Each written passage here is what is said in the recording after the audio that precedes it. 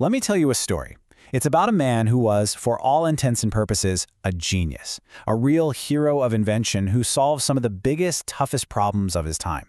But in fixing those problems, he might have accidentally unleashed the two biggest environmental disasters in all of human history. Yeah, it's a story with a legacy that is, quite literally, in the air we all breathe.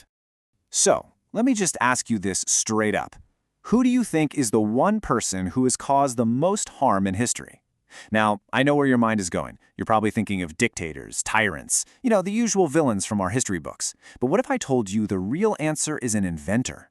An inventor you've probably never even heard of. And that's what makes this story so wild.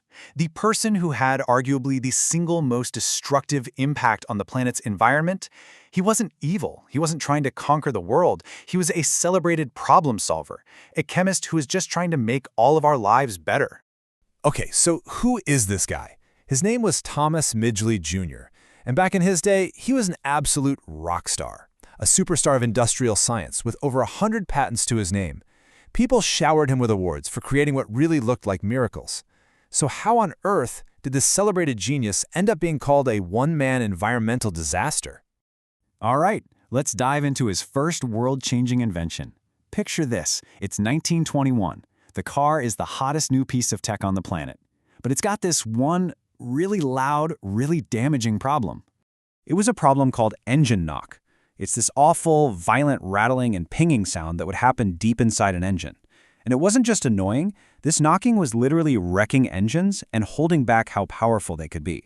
The entire auto industry was desperate for a fix. And this is where you really see Midgley's genius kick in. His boss over at General Motors basically says, "Fix this." So Midgley just goes to work, methodically testing one chemical after another after another. After trying thousands of different things, he finds it, a compound called tetraethyl lead. And get this, you add just a tiny little bit to gasoline, and the knock, just gone. It was a massive, massive breakthrough. But, and this is a big but, the first warning signs popped up almost immediately. Not out on the roads, but inside the factories that were making this new stuff. Workers started getting severe lead poisoning. They had hallucinations, they were literally going insane, and then many of them died.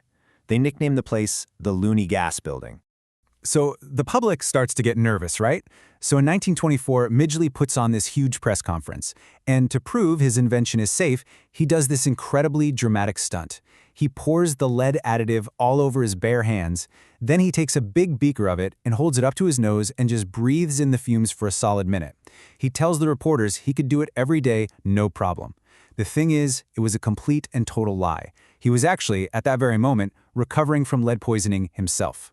So just think about this trade-off. For decades, the entire world got quieter, more powerful, more efficient cars. Awesome, right? That was the upside. But the cost? Well, we pumped millions and millions of tons of lead, a potent nerve poison, directly into the air that we all have to breathe. It settled into our soil, our water, our bodies. And scientists are now linking that global lead exposure to everything from lower IQs in children to spikes in violent crime that lasted for generations. Now, you would think that one planet-altering invention would be enough for one career, right? Well, not for Midgley. He was just getting started. A few years later, he gets another call to solve another deadly problem of the modern world.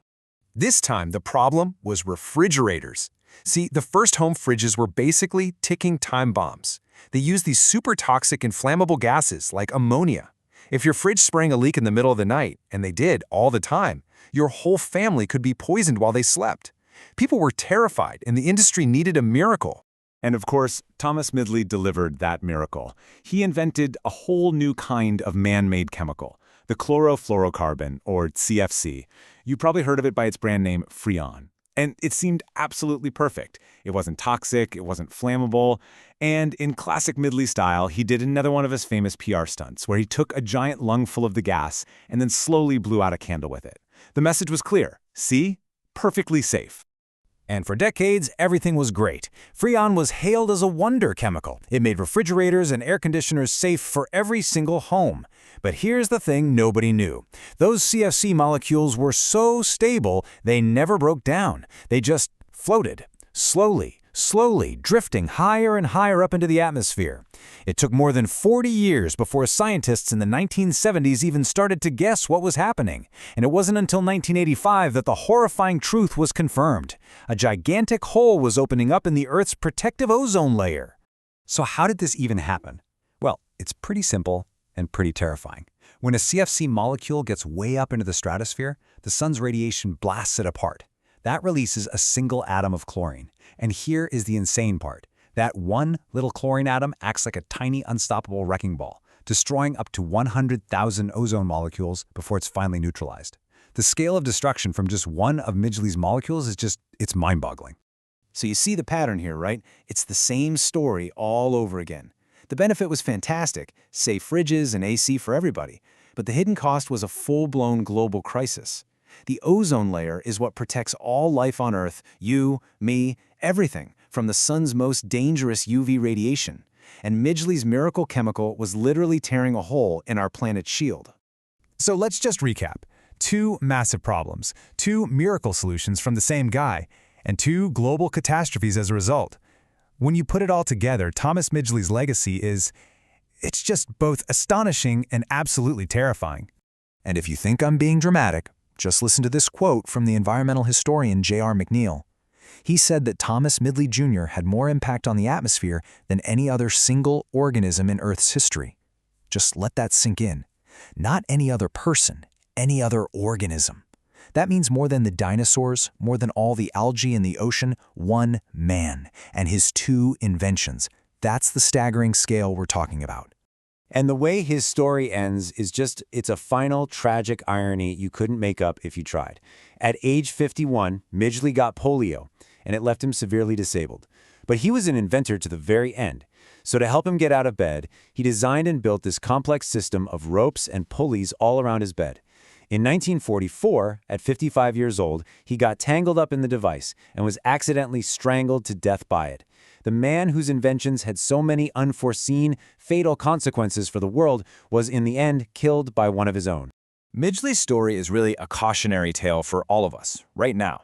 Today, we are racing forward with these incredible, world-changing technologies. Think about AI or genetic engineering. And the people creating them, just like Midgley, they're not trying to cause harm. They're trying to solve big problems. So his legacy leaves us with this one really urgent question. How do we make sure that today's miracle solutions don't become tomorrow's global catastrophes?